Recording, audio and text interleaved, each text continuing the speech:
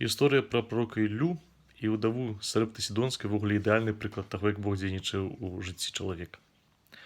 Уяві сабе, засуха, няма чаго есці, пустыня амаль. І жанчына кажа: вось зараз з астаткаў таго, што я маю, я зраблю сабе і сыну свайму паесці, з'ядзім і памрэм. Трагічна.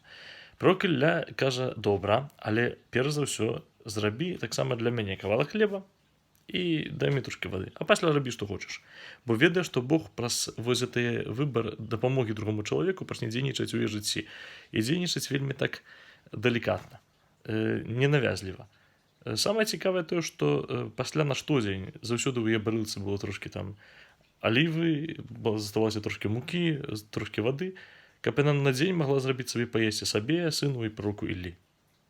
Не больш. Бог дае канкрэтна на дзень. Манна на канкрэтны дзень.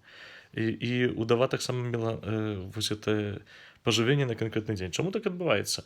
Можа таму, што не хоча нас пазбавіць надзеі, можа таму, што нас не хоча пазбавіць магчымасці яму давяраць, але заўсёды ціха ўваходзіць у жыццё чалавека. Праз нашыя выбары пачынае это жыццё змяняць.